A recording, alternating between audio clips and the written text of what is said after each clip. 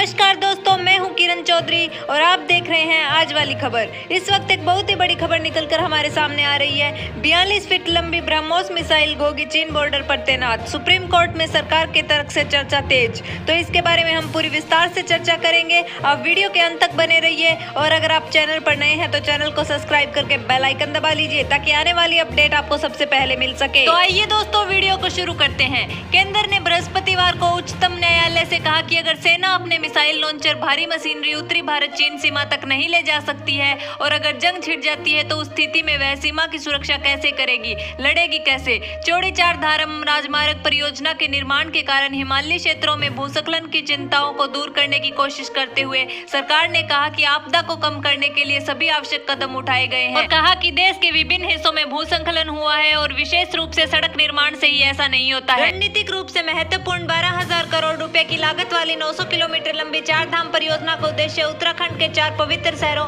यमुनोत्री, गंगोत्री, केदारनाथ और बद्रीनाथ के हर मौसम में संपर्क के लिए तैयार करना है। न्यायमूर्ति DY चंद्रचूड़, न्यायमूर्ति सूर्यकांत और न्यायमूर्ति विक्रमनाथ की खंडपीठ ने रक्षा मंत्रालय की याचिका पर अपना फैसला सुरक्षित रखा है। मंत्रालय ने सड़क चौड़ीकरण को लेकर न्यायालय के पहले के आदेश और एक गैर सरकारी संगठन सिटीजन फॉर ग्रीन दून की याचिका में संशोधन का अनुरोध किया है। न्यायालय ने उन क्षेत्र में भूस्खलन को कम करने के लिए उठाए गए कदमों और उठाए जाने वाले कदमों पर लिखित प्रस्तुति दर्ज कराने को कहा है। केंद्र की ओर से पेश अटॉर्नी जनरल के वेणुगोपाल ने कहा, ये दुर्गम इलाके हैं जहां सेना को भारी वाहन, मशीनरी, हथियार, मिसाइल, टैंक, सैनिकों और खाद्य आपूर्ति को लेने ले जाने की आवश्यकता होती है। हमारी ब्रह्मोस मिसाइल 42 फीट लंबी है और इसके लॉन्चर ले जाने के लिए बड़े वाहनों की जरूरत है। अगर सेना अपने मिसाइल लॉन्चर और मशीनरी को उत्तरी चीन की सीमा तक नहीं ले जा सकती है और अगर युद्ध होता है तो युद्ध कैसे लड़ेगी। इसी के साथ अटॉर्नी जनरल के वेणुगोपाल ने कहा, भगवान न करे अगर युद्ध छिड़ गया तो सेना कैसे निपटेगी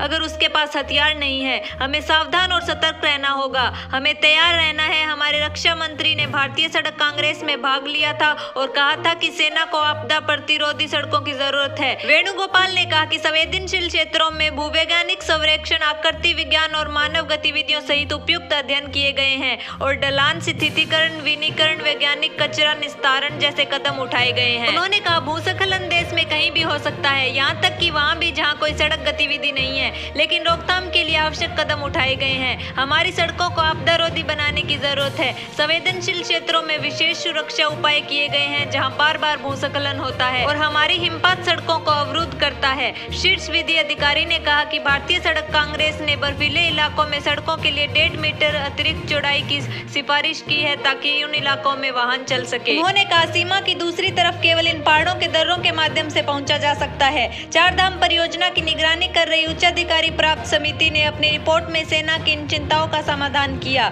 HPC की रिपोर्ट सेना की जरूरतों से कोसों दूर है। उन्होंने कहा कि आज ऐसी स्थिति है जहां देश की रक्षा करने की जरूरत है और देश की रक्षा के लिए अभी उपलब्ध संसाधनों और बलों का एकजुट करने की जरूरत है। गैर सरकारी संगठन की ओर से पेश वरिष्ठ अधिवक्ता कॉलोनी गोंजाल्विस ने कहा कि सड़क चौड़ीकरण परियोजना को रोकना होगा। यह सैनिकों और लोगों के जीवन को खतरे में डालेगा क्योंकि ऐसा होने के लिए हिमालय में कुछ करने की आवश्यकता नहीं है। उन्होंने कहा, इन गतिविधियों की हिमालय द्वारा अनुमति नहीं दी जा सकती है। ये ईश्वर प्रदत्त प्रतिबंध है। यदि आप इसे जबरदस्ती करने की कोशिश करते हैं तो पहाड़ इसे खारिज कर देंगे। रोकथाम के लिए कुछ कदम उठाए गए लेकिन वे सभी बेकार हो गए। तो आज के लिए इतना ही। अगर वीडियो पसंद आई हो तो लाइक और शेयर कर दीजिए और अगर आप चैनल पर नए हैं तो चैनल को सब्सक्राइब करके बेल आइकन दबा लीजिए ताकि आने वाली अपडेट आपको सबसे पहले मिल सके।